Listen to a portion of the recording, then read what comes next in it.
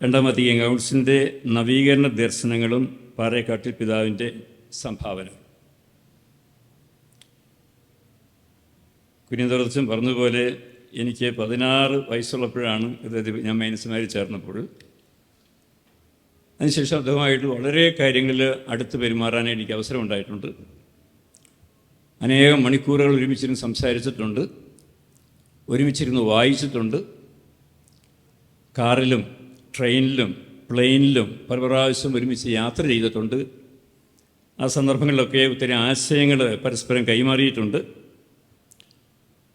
അദ്ദേഹത്തിൻ്റെ പ്രസംഗങ്ങളും ലേഖനങ്ങളും ശേഖരിച്ച് 1273 പ്രസംഗങ്ങളും ലേഖനങ്ങളും സമാഹരിച്ച് ഞാനൊരു കാറ്റലോഗ് പ്രസിദ്ധീകരിച്ചു. ഈ 1273 ലേഖനങ്ങളും പ്രസംഗങ്ങളും ഞാൻ വായിച്ചു നോക്കി. അതേപ്പറ്റിയിൽ ഓരോ പാരഗ്രാഫ് എഴുതി ആണ് കാറ്റലോഗ് പ്രസിദ്ധീകരിച്ചത്. അങ്ങനെ 100,000 കാര്യങ്ങൾ അദ്ദേഹവുമായിട്ട് ബന്ധപ്പെടുത്തി എനിക്ക് പറയാനായിട്ട് സാധിക്കും. പക്ഷേ അതൊന്നും ഇവിടെ പറയേണ്ട ഒരു സമയമല്ല എന്നെനിക്കറിയാവുന്നത് കൊണ്ടും എന്നെ ഏൽപ്പിച്ച ജോലി തന്നെ വളരെ ബൃഹത്തായൊരു ജോലി ആയതുകൊണ്ടും ഞാൻ എൻ്റെ വിഷയത്തിലേക്ക് നേരിട്ട് പ്രവേശിക്കുകയാണ്. സഭാചരിത്രത്തിൽ 2 കൂട്ടരെ എപ്പോഴും നമ്മൾ കണ്ടുമുട്ടുന്നുണ്ട്: സെറ്റിലേഴ്സ്, പൈനിയേഴ്സ്. സെറ്റിലേഴ്സ് എന്ന് പറയുന്നവർ പഴയതുപോലെയൊക്കെ തന്നെ മതി എന്ന്, കാരണം വളരെ സ്വസ്ഥമാണ്, ഇതുവരെ വലിയ പ്രശ്നങ്ങളൊന്നും ഉണ്ടായിട്ടില്ല.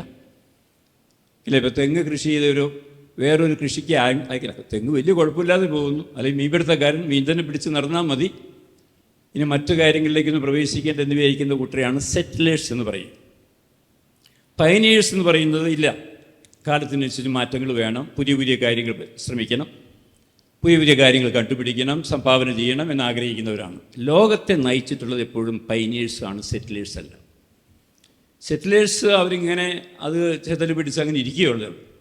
ചെയ്യുന്ന തെറ്റൊന്നുമല്ല, അവർ ചെയ്യുന്ന തെറ്റല്ല, ശരിയായിട്ടുള്ള കാര്യങ്ങൾ അവർ ചെയ്തുകൊണ്ടിരിക്കുക. പക്ഷേ പൈനിയേഴ്സാണ് എപ്പോഴും പുതിയ പുതിയ കാര്യങ്ങൾ കണ്ടുപിടിക്കാൻ ശ്രമിക്കുക. പൈനിയേഴ്സ് ഒരു അപകടമുണ്ട്, അവർക്ക് തെറ്റ് പറ്റാം. അവർ ചിലപ്പോൾ മെയിൻ സ്ട്രീമിൽ നിന്ന് അല്പം വ്യതിചരിച്ച് പോകാൻ സാധ്യതയുണ്ട്, വിമർശനങ്ങൾ ഏറ്റുവാങ്ങേണ്ടി വന്നേക്കാം. പക്ഷെ അവിടെ ഒന്നും തളരാതെ മുന്നോട്ട് പോകുന്നവരാണ് സെറ്റിലേഴ്സ്. ഫ്രാൻസിസ് മാർപ്പാപ്പ ഒരു പൈനിയറാണ്. എത്രയോ കാര്യങ്ങളാണ് പ്രതിബന്ധങ്ങളുണ്ടായിട്ട് അദ്ദേഹം മുന്നോട്ട് പോയത്. ഇപ്പോൾ വ്യാഴാഴ്ച സ്ത്രീകളുടെയൊക്കെ കാല് കഴുകണമെന്ന് പറഞ്ഞാൽ എന്തെല്ലാം വളരെ നല്ല കർദിനാളന്മാർ പോലും അദ്ദേഹത്തെ വിമർശിച്ചതിൻ്റെ പേരിൽ. പക്ഷെ അതൊന്നും അദ്ദേഹത്തെ പിൻവാങ്ങാനായിട്ട് പ്രേരിപ്പിച്ചത്. അദ്ദേഹം പിന്നെയും മുന്നോട്ട് പോയിക്കൊണ്ടിരിക്കുകയായിരുന്നു. അത് അതിനുവേണ്ടി കാനലോയിൽ വ്യത്യാസം നമുക്കറിയാമല്ലോ. എല്ലാ കാര്യങ്ങളിലും അവസാന വാക്ക് പറയാൻ അധികാരമുള്ള ഏക വ്യക്തി കത്തോലിക്കാസിൽ മാർപ്പാപ്പയാണ്. കാനലോയിൽ ഉള്ള കാര്യവും ഇല്ലാത്ത കാര്യവും ചെയ്യാൻ ഏക അനുവാദമുള്ള ഏക വ്യക്തി കത്തോലിക്ക സഭയിൽ മാർപ്പാപ്പയാണ്. അത് അവിടെ പോലും സെൻറ്റൻസ് തിരുത്തി, പല കാര്യങ്ങളും തിരുത്തൽ വരുത്തി. അതുകൊണ്ട് അങ്ങനെയുള്ള പൈനിയേഴ്സാണ് ലോകത്തിൽ എന്നും ചലനങ്ങൾ സൃഷ്ടിച്ചിട്ടുള്ളത്, വ്യതിയാനങ്ങൾ ഉണ്ടാക്കിയിട്ടുള്ളത്. അങ്ങനെ ഒരു പൈനിയറായിരുന്നു കാട്ടിൽ പാറേക്കാട്ടിൽ. അതിന് വേണ്ടി അത് ഒത്തിരി പ്രതിബന്ധങ്ങളിലൂടെ കടന്നുപോകേണ്ടി വന്നു, ഒത്തിരി വിമർശനങ്ങൾ ഏറ്റുവാങ്ങേണ്ടതായിട്ട് വന്നു. ഇവിടെ ആബലസിൻ്റെ കാര്യം സൂചിപ്പിച്ചു, പാറേക്കാട്ടിൽ പിതാവിൻ്റെ കാര്യം സൂചിപ്പിച്ചു. അവർ രണ്ടുപേരും ഇന്ന് നമുക്കറിയാമല്ലോ, ലോകത്തിൽ മനുഷ്യൻ ആഗ്രഹിക്കുന്ന പ്രധാനപ്പെട്ട ഭയം എന്താണെന്നറിയാവോ? സത്യം. സത്യത്തെ ഇതുപോലെ ഭയപ്പെടുന്നൊരു ലോകത്തെ ഞാൻ കണ്ടിട്ടില്ല. ഞാൻ ഇന്ന് ജീവിക്കുന്ന ലോകത്തെപ്പറ്റി ഞാൻ പറഞ്ഞുകൊണ്ടിരിക്കുക. സത്യം പറയാൻ എല്ലാവർക്കും പേടിയാണ്. കാരണം സത്യം എല്ലാവരുടെയും കുത്തി നോവിപ്പിക്കുന്നതാണ് സത്യമെന്ന് പറയുക. അതുകൊണ്ട് ഈ സത്യം പറയുന്നത് സൂക്ഷിച്ചു വേണം, അതേസമയം സത്യം പറയാതിരിക്കാൻ നിർത്തിയില്ല. അതുകൊണ്ടാണ് ശ്രീബുദ്ധൻ പറഞ്ഞത് 3 കാര്യങ്ങൾ ഒരിക്കലും നമുക്ക് മറച്ചു വയ്ക്കാൻ സാധിക്കില്ല. 1 സൂര്യൻ, 2 ചന്ദ്രൻ, 3 സത്യം. ആരൊക്കെ തടയാൻ ശ്രമിച്ചാലും ഇതിങ്ങനെ പ്രകാശിച്ചുകൊണ്ട് തന്നെ ഇരിക്കും. അതുകൊണ്ട് സത്യം പറയുന്നത് വലിയൊരു അപകടമാണ്. ഈ കർദിനാളിന് പറ്റിയൊരു അബദ്ധം, അദ്ദേഹം കുറേ സത്യങ്ങൾ വിളിച്ചു പറയാൻ ശ്രമിച്ചു. ഇന്ന് എവിടെയൊക്കെ ആരെങ്കിലുമൊക്കെ തടസ്സപ്പെടുത്തുന്നുണ്ടെങ്കിൽ അത് സത്യം പറയുന്നവരെയാണ്. അതുകൊണ്ടാണ് എല്ലാവരും വളരെ സൗകര്യപൂർവ്വം നുണ പറഞ്ഞുകൊണ്ട് കിടക്കുക. നിങ്ങൾ വാട്സപ്പ് എടുത്ത് തുറന്നു നോക്കുക, വാട്സപ്പിൽ എത്ര പേരാണ് സത്യം പറയുന്നത്? 99% പേര് നുണയെ പറഞ്ഞുകൊണ്ടിരിക്കുക. നല്ല ഡിമാൻഡായി സാധനത്തിന്. സത്യം പറഞ്ഞ ആരും നിങ്ങളുടെ വാട്സപ്പിൽ നിന്ന് എടുത്ത് വായിച്ചു നോക്കൊന്നുമില്ല. നിങ്ങൾ നുണ പറഞ്ഞു നോക്ക്, അശ്ലീലം പറഞ്ഞു നോക്ക്, എത്ര വ്യൂവേഴ്സ് നിങ്ങൾക്ക് കിട്ടുകയാണത്. അപ്പോൾ അതുകൊണ്ട് സത്യം പറയുന്നത് സൂക്ഷിച്ചു വേണം. ആ ഒരു ശ്രദ്ധക്കുറവ് പാറേക്കാട്ടിൽ പിതാവിനുണ്ടായിരുന്നു. അതിൻ്റെ ശിക്ഷ അദ്ദേഹം അനുഭവിക്കുകയും ചെയ്തു, അനുഭവിച്ചുകൊണ്ടേയിരിക്കും. ഞാൻ ഇന്ന് പോരുന്നതിന് തൊട്ട് മുമ്പ് കൂടി ഒരു നുണ വീഡിയോ അദ്ദേഹത്തെ പറ്റി കണ്ടുകൊണ്ടാണ് വരുന്നത്. പച്ചക്കള്ളങ്ങൾ. ഞാൻ അതേപ്പറ്റിയൊക്കെ എഴുതിക്കൊണ്ടിരിക്കുകയാണ്. അധികം താമസിയാതെ പ്രസിദ്ധീകരിച്ച് ചെയ്യാമെന്ന് ഞാൻ വിചാരിക്കുക. ഈ പാറക്കെട്ടിൽ പിതാവിനെ പറ്റി മാത്രം പറഞ്ഞിട്ടുള്ള നുണകൾ, അനേകം നുണകൾ അദ്ദേഹം ഇപ്പോൾ പരത്തുന്നുണ്ട്, ഇപ്പോഴും പറഞ്ഞു പരത്തുന്നുണ്ട്. ധാരാളം വ്യൂവേഴ്സ് ഉണ്ടാണ്. അപ്പോൾ അതുകൊണ്ട് എൻ്റെ വിഷയം അതല്ല. ഞാൻ പറഞ്ഞു പാറക്കാട്ടി പിതാവിൻ്റെ സംഭാവനകളെ പറ്റിയാണ്, രണ്ടപന്തിക സുനോസുമായിട്ടുള്ള സംഭാവനയെ പറ്റിയാണ്. പാറക്കാട്ടി പിതാവ് ബേസിക്കലി ഒരു കൺസർവേറ്റീവായിട്ടുള്ള മനുഷ്യനായിരുന്നു. അത് വലിയ പ്രോഗ്രസീവ് ഒന്നും അല്ലായിരുന്നു. വലിയ മുന്നോട്ട് എടുത്തിയാടുന്നൊരു മനുഷ്യനായിരുന്നില്ല. എല്ലാം പഴയതും മതി എന്ന് വിചാരിച്ചിരുന്നൊരു മനുഷ്യനാണ് പാറക്കാട്ടി പിതാവ്. എന്ന് പറഞ്ഞാൽ 1960കളിലെ പാറക്കാട്ടി പിതാവ്, അല്ലെങ്കിൽ 50കളുടെ അവസാനവും 60കളുടെ ആരംഭത്തിൽ പാറക്കാട്ടി. അദ്ദേഹത്തെ മാറ്റിക്കുറിച്ച 2 സംഭവങ്ങളാണ് ഉണ്ടായത്. ഒന്ന് 62നും 65നും ഇടയ്ക്ക് നടന്ന വത്തിക്കാൻ യൂണിവേഴ്സിറ്റിയിലെ 4 സെഷൻസ്. ഈ 4 സെഷനിലും പങ്കെടുത്ത മനുഷ്യനാണ് പാറക്കാട്ടി പിതാവ്. ആദ്യത്തെ സെഷൻ 62, രണ്ടാമത്തേത് 63, മൂന്നാമത്തേത് 64, നാലാമത്തേത് 65. 4 സെഷനിൽ പങ്കെടുത്തു. അതുമാത്രമല്ല, അതേ തുടർന്ന് പോൾ 6 മാർപ്പാപ്പ വേൾഡ് സിനഡ് ഓഫ് ബിഷപ്സ് കൂടി സ്ഥാപിച്ചു 65. രണ്ടാമത്തെ യൂണിവേഴ്സിറ്റി കഴിഞ്ഞ വർഷം അദ്ദേഹം പറഞ്ഞു, ഇവിടെ വെച്ച് രണ്ടാമത്തെ യൂണിവേഴ്സിറ്റി അവസാനിക്കരുത്, ഇത് നമ്മൾ തുടർ ചർച്ചയ്ക്ക് വിധേയമാക്കണം, ഒരു ഫോളോ അപ്പ് വേണം. അതിനുവേണ്ടിയാണ് അദ്ദേഹം സിനഡ് തുടങ്ങിയത്. ആദ്യത്തെ 5 സിനഡിലും പാറക്കാട്ടി പിതാവ് സംബന്ധിച്ചു. അപ്പോൾ ഈ സിനഡുകളിൽ അദ്ദേഹം സംബന്ധിച്ചു, രണ്ടാമത്തെ യൂണിവേഴ്സിറ്റി സംബന്ധിച്ചു. അന്ന് ഇദ്ദേഹം എന്തെല്ലാം കാര്യങ്ങൾ കോൺട്രിബ്യൂട്ട് ചെയ്തു എന്ന് പറഞ്ഞാൽ 4 കൗൺസിൽ സമ്മേളനങ്ങളിലും 5 സിനഡ് സമ്മേളനങ്ങളിലും സംബന്ധിച്ച് ഇദ്ദേഹം പറഞ്ഞ കാര്യങ്ങളും അത് പിന്നീട് സഭയെ എങ്ങനെ അതിനെ ഉൾക്കൊണ്ടു എന്നതിനെപ്പറ്റി മാത്രമാണ് ഞാൻ നിങ്ങളോട് സംസാരിക്കുക. സിനഡുകൾ സംഭവിച്ചത് 1967, 71, 74, 77, 80 വർഷങ്ങളിലാണ് 5 സിനഡുകൾ. അതിനകത്താണ് പാറക്കാട്ടി പിതാവ് സംബന്ധിച്ചത്. കൗൺസിൽ ആരംഭിക്കുന്നതിന് മുമ്പ് ജോൺ 21 മാർപ്പാപ്പയാണല്ലോ കൗൺസിൽ ആരംഭിച്ചത്. അപ്പോൾ ഇതിന് ഒരുക്കം നടത്തും, 2 വർഷത്തെ ഒരുക്കമുണ്ടായിരുന്നു. ഒരുക്കം നടത്താൻ വേണ്ടി അനേകം പ്രിപ്പറേറ്ററി കമ്മിറ്റീസ് സ്ഥാപിച്ചു. അതിലൊന്നായിരുന്നു പൗരസ്ത്യ സഭകൾക്ക് വേണ്ടിയുള്ള കമ്മിറ്റി. ജോൺ 21 മാർപ്പാപ്പ പാറക്കാട്ടി പിതാവിനെ ആ കമ്മിറ്റിയിലേക്ക് നോമിനേറ്റ് ചെയ്തു. ഇന്ന് സീറോ മലബാർ സഭയ്ക്ക് ലോകത്തിൽ ഇന്ത്യയിൽ തന്നെ എല്ലായിടത്തും സുവിശേഷം അറിയിക്കാനും രൂപതകൾ സ്ഥാപിക്കാനും പള്ളികൾ സ്ഥാപിക്കാനും അധികാരം കിട്ടി. ഇന്ത്യയിൽ സീറോ മലബാർ സഭയ്ക്ക് പമ്പയ്ക്ക് അപ്പുറത്തേക്ക് പ്രവേശിക്കാൻ അനുവാദമില്ലായിരുന്ന ഒരു കാലഘട്ടത്തിൽ അതിൻ്റെ ഒരു അവകാശം വേണമെന്ന് പറഞ്ഞ് നമ്മുടെ കർദിനാൾ തിസറിൻ്റെ തിരുമേനിയിലേക്ക് സാഹിത്യമായിട്ട് ആദ്യമായിട്ട് തലശ്ശേരി സ്ഥാപിക്കുക. അപ്പോഴും കേരളത്തിന് പുറത്തേക്ക് ഒരു ബാംഗ്ലൂരിൽ ഒരു പള്ളി തുടങ്ങാനോ ചെന്നൈയിലൊരു പള്ളി തുടങ്ങാനോ ഹൈദരാബാദിൽ തുടങ്ങാനോ ബോംബെ തുടങ്ങാനോ ഡൽഹി തുടങ്ങാനോ അതിലുള്ള കാലഘട്ടത്തിലാണ് ഈ സെൻട്രൽ വത്തിക്കൻ സിനോഡ് നടക്കുക. ഇത് പലരും പറയുന്നതിനെല്ലാം അവകാശം കിട്ടിയത് ഈ അടുത്ത കാലത്തുണ്ടായ കുറേ മെത്രാന്മാർ ശ്രമിച്ചതിൻ്റെ പേരിലാണെന്ന്. ഈ മെത്രാന്മാരാകുന്നതിന് മുമ്പ് 1968 ഈ കർദിനാൾ 59 ഈ പാറക്കാട്ടിൽ പിതാവ് രണ്ടാം വത്തിക്കാൻ സുനോദോസിന് മുമ്പ് ഇതിനു വേണ്ടി ശക്തിയായി വാദിച്ച വ്യക്തിയാണ്. 2 കാര്യങ്ങൾ ഞാൻ സൂചിപ്പിക്കാം. ഒന്ന്, അദ്ദേഹം പറഞ്ഞു, ലോകത്തിൽ ഒരിടത്തും ഇല്ലാത്തതുപോലെ ഈ പൗരസ്ത്യ സഭകൾ പുറത്തേക്കൊന്ന് വികസിക്കാൻ കഴിയാതെ കേരളത്തിൽ കെട്ടപ്പെട്ടിരിക്കുകയാണ്, പൂട്ടപ്പെട്ടിരിക്കുകയാണ്. ഞങ്ങൾക്ക് നിങ്ങൾ കുറച്ച് സ്ഥലങ്ങൾ തരിക നോർത്ത് ഇന്ത്യയിൽ, ഞങ്ങൾ പോയി പ്രവർത്തിക്കാം. ഞങ്ങൾക്ക് ദൈവവിളികളുണ്ട്, ഞങ്ങൾക്ക് വൈദികരുണ്ട്, സന്യസ്തരുണ്ട്. എവിടെ നിങ്ങൾ ആരും കയറാത്ത സ്ഥലം തരിക, ഞങ്ങൾ പോയി പ്രവർത്തിച്ചുകൊള്ളാം. ഇത് 59 അദ്ദേഹം പറഞ്ഞതാണ്. എവിടെ? റോമിൽ പോയി പറഞ്ഞതാണ്. ഇന്ന് പലരും പറയുന്നത് ഈ അധികാരമൊക്കെ നമുക്ക് കിട്ടിയത് ഈ അടുത്ത കാലത്തുണ്ടായ മെത്രാന്മാർ എവിടെയൊക്കെ പോയി പറഞ്ഞതിൻ്റെ പേരിലാണ്. ഇത് 59 അദ്ദേഹം പറഞ്ഞു. രണ്ടാം വത്തിക്കാൻ സോൺസിന് മുമ്പ് അദ്ദേഹം പറഞ്ഞു, വി നീഡ് ഫ്രീഡം, ഞങ്ങൾക്ക് ഇവിടെ സുവിശേഷം അറിയിക്കാനുള്ള സ്വാതന്ത്ര്യം വേണം. അതിനേക്കാൾ പ്രധാനപ്പെട്ട കാര്യം സംഭവിച്ചു.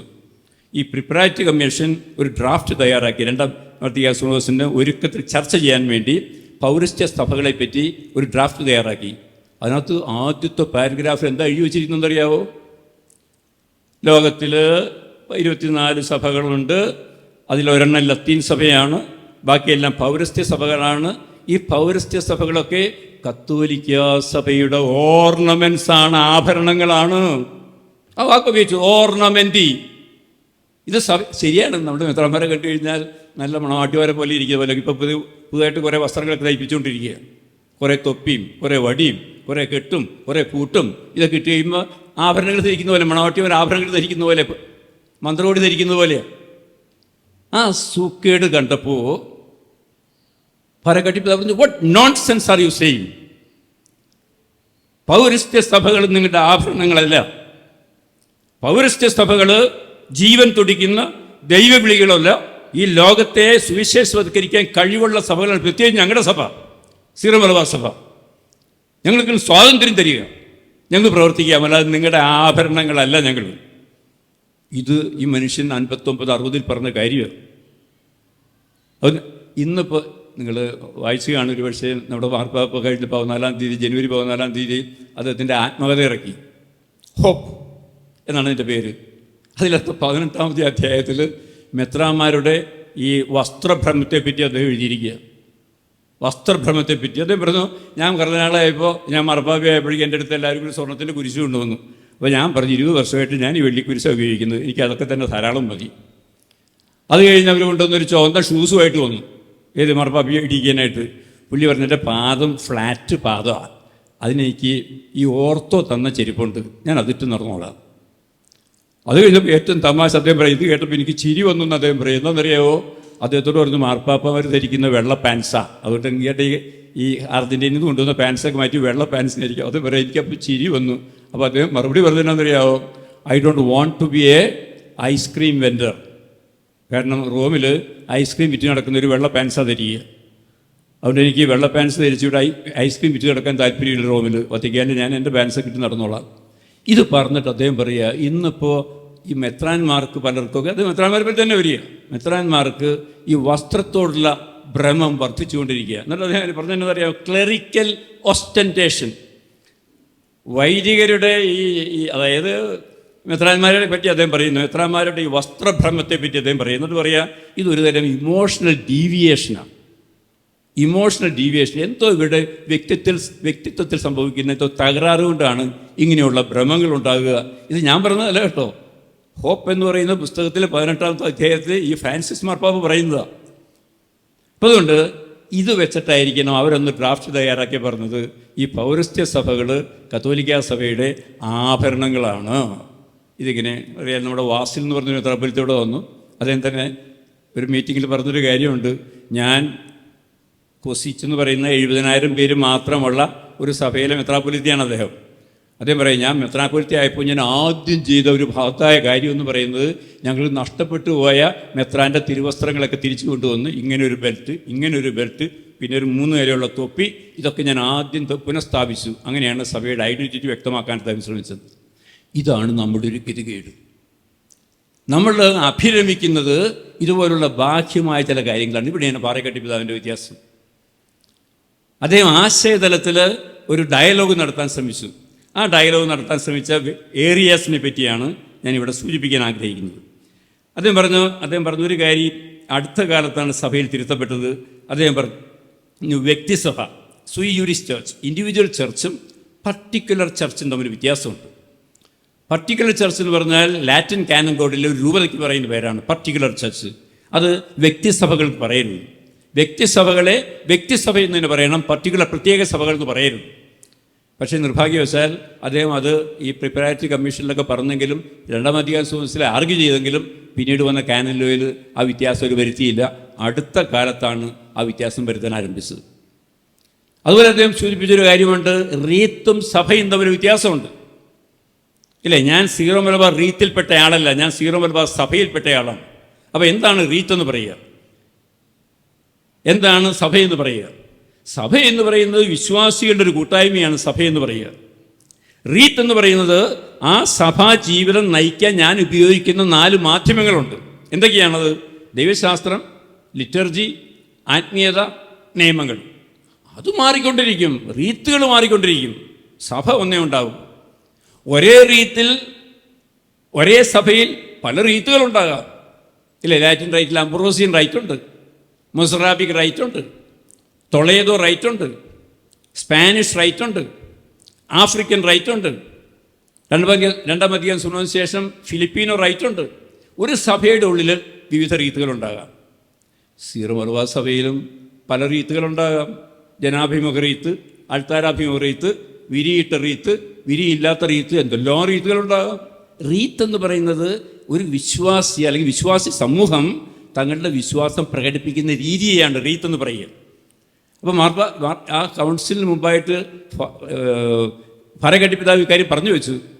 പക്ഷേ അത് പിന്നീട് നിയമമായിട്ട് വന്നത് കാനൻ ലോ പ്രസിദ്ധീകരിച്ചപ്പോഴാണ്. എന്ന് പറഞ്ഞാൽ ഏകദേശം 10-18 വർഷത്തിന് ശേഷമാണ് അതൊരു നിയമമായിട്ട് പ്രത്യക്ഷപ്പെട്ടത്. പക്ഷേ ഈ പൗരസ്ത്യതയെപ്പറ്റി പറയുന്ന സമയത്തും പാറേക്കാട്ടിൽ പിതാവ് ലത്തീൻകാരോട് താല്പര്യം കാണിച്ചൊരു മനുഷ്യനാണ്. അദ്ദേഹത്തെ പറ്റിയുള്ള ഏറ്റവും വലിയൊരു ആരോപണം, ഹീസ് എ ലാറ്റിനൈസർ. എന്താ അദ്ദേഹം പറഞ്ഞത്? പൗരസ്ത്യർക്ക് എല്ലാ ദിവസവും കുർബാനയില്ല. അദ്ദേഹം പറഞ്ഞു, ഇല്ല, ഞങ്ങളുടെ പള്ളിയിൽ ഞങ്ങൾക്ക് എല്ലാ ദിവസവും കുർബാന ആഗ്രഹിക്കുന്നു. You are a Latiniser. പൗരസ്ത്യർക്ക് ഞായറാഴ്ച കടവില്ല. പാറേക്കാട്ടിൽ പിതാവ് പറഞ്ഞു, നോ, നമുക്ക് ഞായറാഴ്ചകൾ കുർബാന നിർബന്ധമാക്കണം. You are a Latiniser. പൗരസ്ത്യർക്ക് നമസ്കാരമില്ല, കുരിശിൻ്റെ വഴിയില്ല. പാറേക്കാട്ടിൽ പിതാവ് പറഞ്ഞു, കാര്യം ലത്തീൻകാരുടെ ആണെങ്കിലും ഞങ്ങളുടെ കുടുംബങ്ങളൊക്കെ ഇന്ന് വളർന്നു വന്നത് ഈ കുരിശിൻ്റെ വഴിയിലൂടെയും ഈ കൊന്തയിലൂടെയുമാണ്. അതുകൊണ്ട് ഒരു കാരണവശാലും ഇത് നിർത്തലാക്കാൻ ഞങ്ങൾ സമ്മതിക്കില്ല. You are a Latiniser. 40 മണി ആരാധന, തിരുമണിക്കൂർ, 13 മണിക്കൂർ ആരാധനയൊക്കെ ഞങ്ങളുടെ ആത്മീയരെ വളരെയധികം പ്രോത്സാഹിപ്പിച്ചിട്ടുള്ളതും ഞങ്ങൾക്ക് ശക്തി നൽകിയിട്ടുള്ളതുമായിട്ടുള്ള പ്രവർത്തനങ്ങളാണ്. അത് ലത്തീൻ സഭയിൽ തുടങ്ങിയതാണ്. അതുകൊണ്ട് ഞങ്ങൾക്കത് വേണം. ഈ പൗരസ്ത്യ ദേശത്തു നിന്നുള്ള മെത്രാന്മാരൊക്കെ അന്ന് കർദിനാളിനെ ശക്തമായിട്ട് വിമർശിച്ചു. യു ആർ എ ലാറ്റിനൈസർ, ഇങ്ങനെ ലത്തീൻ സഭയ്ക്ക് വേണ്ടി വാദിക്കുന്നവനാണ്. അപ്പോൾ അദ്ദേഹം പറഞ്ഞൊരു കാര്യമുണ്ട്, ശരിയായിരിക്കാം, പക്ഷേ ഞങ്ങളുടെ ആത്മീയതയ്ക്ക് ഇതൊക്കെ ആവശ്യമാണ് ഞങ്ങൾ കാണുന്നത്. നിങ്ങൾക്കറിയാവോ, നമ്മുടെ ഈ എറണാകുളം അങ്കാവാൻ അതിരൂപതയുടെ പ്രത്യേകത എന്ന് പറയുന്നത് 5 ലത്തീൻ രൂപതകളുടെ മധ്യത്തിൽ കിടക്കുന്ന ഒരു രൂപതയാണ് എറണാകുളം അങ്കവാലി അതിരൂപത. ഈ അതിരൂപതയുടെ ഉള്ളിൽ 5 ലത്തീൻ രൂപതകളുണ്ട്. വരാപ്പുഴ, കോട്ടപ്പുറം, കൊച്ചി, വിജയപുരം, ആലപ്പുഴ. അപ്പോൾ നമ്മൾ പല കാര്യങ്ങൾ ഇപ്പോൾ നമുക്കറിയാമല്ലോ, സീറോ മലബാർ സഭയിൽ കരിക്കുരി പെരുന്നാൾ ബുധനാഴ്ച നടത്തുന്ന 35 രൂപതകളിലെ ഏക രൂപത എറണാകുളം അങ്കവാലി രൂപതയാണ്. ബാക്കി എല്ലാവരും തിങ്കളാഴ്ച നടത്തുക. നമ്മൾ നോമ്പ് ആരംഭിക്കുന്ന തിങ്കളാഴ്ച. അന്ന് നമ്മൾ പറഞ്ഞൊരു കാര്യമുണ്ട്, ഞങ്ങൾ ലത്തീൻകാരെ പോലെ ചെയ്യാൻ വേണ്ടിയല്ല, ഞങ്ങളുടെ മിക്കവാറും പള്ളികളുടെ അടുത്ത് ലത്തീൻ പള്ളികളുണ്ട്. അപ്പോൾ ഈ മനുഷ്യർ കാണുമ്പോൾ ബാഹ്യമായിട്ടുള്ള കുരിശിങ്ങനെ കത്തോലിക്കിന് പല ദിവസം വരച്ചുകൊണ്ട് നടക്കണ്ടല്ലോ, ഞങ്ങൾ നോമ്പ് തിങ്കളാഴ്ച തന്നെ തുടങ്ങിക്കോളാം. പക്ഷേ ഈ ബാഹ്യചിഹ്നം ബുധനാഴ്ച കാണിച്ചു കഴിഞ്ഞാലുള്ള ഗുണം എന്താണെന്ന് ചോദിച്ചു കഴിഞ്ഞാൽ, വെറുതെ കത്തോലിക്കരുടെ ആവശ്യമില്ലാതെ വൈവിധ്യങ്ങൾ ഉണ്ടാക്കേണ്ട കാര്യമില്ലല്ലോ. അങ്ങനെയാണ് നമുക്ക് മാത്രം അനുവാദം കിട്ടി. ഇപ്പോഴും നമ്മുടെ പഞ്ചാംഗത്തിൽ എഴുതിയിട്ടുണ്ട്, ഈ കരിക്കുരി പെരുന്നാൾ തിങ്കളാഴ്ചയോ ഉചിതമെന്ന് തോന്നുന്ന മറ്റൊരു ദിവസമോ നടത്താവുന്നതാണ്, ഔദ്യോഗികമായിട്ട് അംഗീകരിച്ചിട്ടുണ്ട്. എന്നിട്ടും നമ്മളെ തെരി പറഞ്ഞുകൊണ്ട് കിടക്കുമ്പോൾ ആൾക്കാർ ഒരു ബുധനാഴ്ച വരയ്ക്കുന്നതെന്ന് പറഞ്ഞുകൊണ്ട്, ഇത് ഔദ്യോഗികമായിട്ട് സഭ അംഗീകരിച്ചതാ, സിനഡ് അംഗീകരിച്ചതാ, ഇപ്പോൾ നമ്മുടെ പഞ്ചാംഗത്തിൽ എഴുതി വെച്ചിരിക്കുന്നതാണ്. അപ്പോൾ ഇങ്ങനെയുള്ള കാര്യങ്ങളിൽ അദ്ദേഹം അല്പം ലാറ്റിനൈസർ ആയിരുന്നോ എന്ന് ചോദിച്ചു കഴിഞ്ഞാൽ, അങ്ങനെ വിളിച്ചാൽ അദ്ദേഹം പറഞ്ഞ് എനിക്ക് പരാതിയില്ല. പക്ഷേ ഞങ്ങളുടെ ആധ്യാത്മികതയെ ഇതൊക്കെ പരിപോഷിപ്പിച്ചിട്ടുള്ളതുകൊണ്ട് ഞങ്ങൾ തുടരാനായിട്ട് ആഗ്രഹിക്കുന്നു. അതുപോലെ അദ്ദേഹം പറഞ്ഞൊരു കാര്യമുണ്ട്, ഈ അന്ന് നേരത്തെ സഭയിൽ പറഞ്ഞു, പക്ഷേ അത് തിരുത്തപ്പെട്ടത് 1992 മാത്രം. അറിയാമല്ലോ, ഒരു സഭയ്ക്ക് 2 തലയുണ്ടാകാൻ പാടില്ല. അല്ലേ? ഈ ജീവസിന് 2 ഡയറക്ടേഴ്സ് ഒരേ അധികാരത്തിൽ വന്നു കഴിഞ്ഞാൽ ജീവസ് നശിക്കും. ഒരു കോളേജിൽ ഒരേ അധികാരവും 2 പ്രിൻസിപ്പൽസ് വന്നു കഴിഞ്ഞാൽ ആ കോളേജ് നശിക്കും. ഒരു പ്രോവിൻസിൽ ഒരേ അധികാരവും 2 പ്രൊവിൻഷ്യൽസ് ഉണ്ടായി കഴിഞ്ഞാൽ ആ പ്രോവിൻസ് നശിക്കും. ഒരു രൂപതയിൽ ഒരേ അധികാരവും 2 മെത്രാപ്പൊലീത്തമാരുണ്ടായി കഴിഞ്ഞാൽ ആ രൂപത നശിക്കും. ഒരിടവകയിൽ ഒരേ അധികാരമുണ്ട് 2 വികാരിമാരുണ്ടായി കഴിഞ്ഞാൽ ആ ഇടവക നശിക്കും. അതുപോലെ ഒരു സഭയിൽ 2 തലയുണ്ടായാൽ അത് നശിക്കും, ഒരു സംശയം വേണ്ട കാര്യത്തിൽ. അങ്ങനെ ആരൊക്കെയോ കൂടി നശിപ്പിച്ച ഒരു സഭയാണ് സീറോ മലബാർ സഭ. 1923 സീറോ മലബാർ സഭയെ ഒരു ഹൈറാർക്കിയായിട്ട് ഉയർത്തിയപ്പോൾ, ആരായിരിക്കണം ഹൈറാർക്കിയുടെ തലവൻ എന്നുള്ള ചർച്ച നടന്നപ്പോൾ 3 കമ്മീഷനാണ് വന്നത്. ആദ്യത്തെ കമ്മീഷൻ പറഞ്ഞു എറണാകുളം, രണ്ടാമത്തെ കമ്മീഷൻ പറഞ്ഞു ചങ്ങനാശ്ശേരി. അപ്പോൾ മൂന്നാമതൊരു കമ്മീഷൻ വെച്ചു. ആ കമ്മീഷൻ പോയി അത് സലെസ്കി എന്ന് പറയുന്ന നൻസിയാണ് അതിനോട് നിയമിച്ചത്. അദ്ദേഹം പോയി എറണാകുളം, ചങ്ങനാശ്ശേരി, ആലപ്പുഴ എല്ലാ സ്ഥലങ്ങളിലും പോയി വന്നിട്ട് പറഞ്ഞു, ഒരു കാരണവശാലും എറണാകുളത്തിന് പുറത്തേക്ക് ഈ സ്ഥാനം കൊടുക്കരുത്, കാരണം that is the most ideal place to be the head of the church. അങ്ങനെയാണ് 1923 ഈ സഭയുടെ ആസ്ഥാനമായിട്ട് എറണാകുളം പ്രഖ്യാപിക്കപ്പെട്ടത്. പക്ഷേ അന്ന് തുടങ്ങിയ സമരമാണ് ഈ സഭയിൽ. അന്ന് തുടങ്ങിയ സമരമാണ്. അതായത് ലിറ്റർജി വെറുതെ ചില പട്ടിക്ക് ഒരു എല്ലിൻ്റെ കഷ്ണം കൊടുത്തു കഴിഞ്ഞാൽ അത് കടിച്ചുകൊണ്ട് നടന്നോളൂ എന്ന് പറഞ്ഞ പോലെ ഈ സഭയ്ക്ക് ലിറ്റർജി എന്ന് പറയുന്നത് എല്ലും കഷ്ണം കൊടുത്തിട്ട് എല്ലാവരും കടിച്ചുകൊണ്ട് നടക്കരുത്. എന്ത് സംഭവിച്ചു എന്നിട്ട് ഈ 23 ഈ സഭയെ തലയായിട്ട് അംഗീകരിച്ചപ്പോൾ ഒരു വിഭാഗത്തിന് അത് അംഗീകരിക്കാൻ സാധിച്ചില്ല. അവർ സമരം തുടങ്ങി. അങ്ങനെ 1956 ഈ സഭയെ രണ്ടായിട്ട് വെട്ടിമുറിച്ചു. ആര്? ഇന്നും അജ്ഞാതമാണ് അതിൻ്റെ സൂത്രധാരൻ. ഇന്നും അജ്ഞാതനാണ്. പാറേക്കാട്ടി പിതാവ് അത് എന്നോട് കൃത്യമായിട്ട് പറഞ്ഞ് ഞാൻ ഓർക്കുക. 56 കണ്ടത്തി പിതാവ് മരിക്കുന്നു. ആരായിരിക്കും എറണാകുളത്തിൻ്റെ അടുത്ത മെത്രാപ്പൊലീത്ത എന്ന വലിയ ചർച്ച നടക്കുക. കാവുക്കാട്ട് പിതാവാകുമോ, മറ്റാരെങ്കിലും പുതുതായിട്ട് വരുമോ, വികാരിയൻ്റെളായ പോത്തനാമൊഴി പിതാവിനെ ആയിരിക്കുമോ മെത്രാപ്പൊലീത്തയാകുക. അങ്ങനെ എല്ലാവരും ഇങ്ങനെ സംശയിച്ച് നിൽക്കുകയാണ്. ആ നേരത്താണ് റോമിൽ നിന്ന് കത്ത് വരിക. ആ കത്തിൽ എഴുതിയിരുന്ന ആദ്യത്തെ കാര്യം, number 1, you are appointed the arch bishop of Ernakulam. Number 2, Ernakulam is going to be bifurcated as Ernakulam and Kodamangalam. Number 3, your Vicar General Matthew Pothanamuri will be appointed the new Bishop of Kodamangalam. Number 4, ചുമ്മാങ്ങ് പറഞ്ഞാൽ മതി.